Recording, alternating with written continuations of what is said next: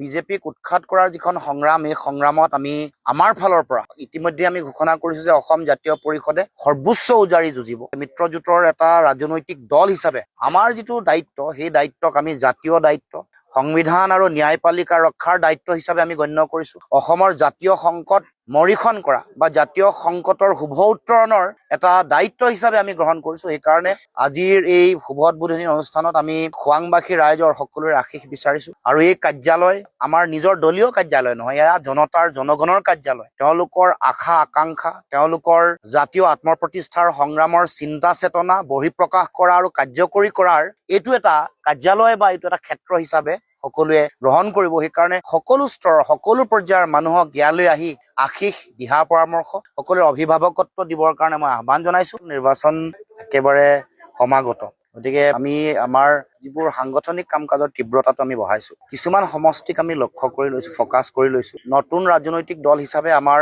সাংগঠনিক বিস্তৃতি ক'ত ক'ত আছে, আমাৰ সাংগঠনিক শক্তি আৰু ভেটি ক'ত আছে, সেইটো আমি নিৰ্মূলভাৱে বিশ্লেষণ কৰিছো।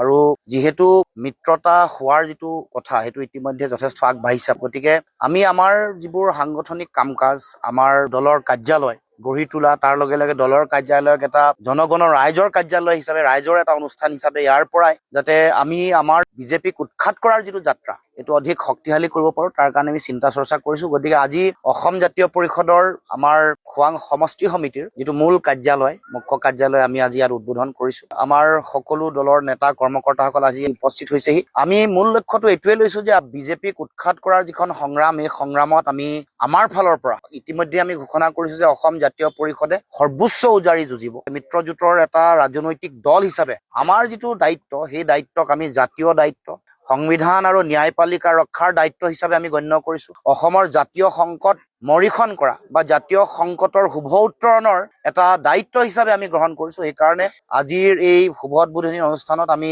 খোৱাংবাসী ৰাইজৰ সকলোৰে আশীষ বিচাৰিছো। আৰু এই কাৰ্যালয় আমাৰ নিজৰ দলীয় কাৰ্যালয় নহয়, এয়া জনতাৰ জনগণৰ কাৰ্যালয়। তেওঁলোকৰ আশা আকাংক্ষা, তেওঁলোকৰ জাতীয় আত্মপ্ৰতিষ্ঠাৰ সংগ্ৰামৰ চিন্তা চেতনা বহিঃপ্ৰকাশ কৰা আৰু কাৰ্যকৰী কৰাৰ এইটো এটা কাৰ্যালয় বা এইটো এটা ক্ষেত্ৰ হিচাপে সকলোৱে গ্ৰহণ কৰিব। সেইকাৰণে সকলো স্তৰৰ সকলো পৰ্যায়ৰ মানুহক ইয়ালৈ আহি আশীষ দিহা পৰামৰ্শ সকলোৰে অভিভাৱকত্ব দিবৰ কাৰণে মই আহ্বান জনাইছো। এই কাৰ্যালয় খোৱাংবাসী ৰাইজৰ নিজৰ কাৰ্যালয়, ইয়াৰ জনতাৰ জনগণৰ কাৰ্যালয়। তেওঁলোকৰ সমস্যাসমূহৰ বিৰুদ্ধে যুঁজ দিয়াৰ এইটো ঠাই, তেওঁলোকৰ দীৰ্ঘদিনীয়া অপ্ৰাপ্তি, তেওঁলোকক প্ৰতাৰণা, বিশ্বাসঘাতকতা, এইবোৰ সকলোৰে উত্তৰ দিয়াৰ এই কাৰ্যালয়ে আধাৰ প্ৰস্তুত কৰিব, তাকে আমি কামনা কৰিছো। আৰু সকলো অঞ্চলৰ ৰাইজক এই কাৰ্যালয়লৈ আহি তেওঁলোকে যাতে জাতীয় আত্মপ্ৰতিষ্ঠাৰ সংগ্ৰামখন দৃঢ় আৰু শক্তিশালী কৰে আৰু বিজেপিক উৎখাত কৰাৰ এই চিন্তাক যাতে সকলোৱে ঐক্যবদ্ধভাৱে আগবঢ়াই লৈ যায়, তাৰ কাৰণে সকলোকে আহ্বান।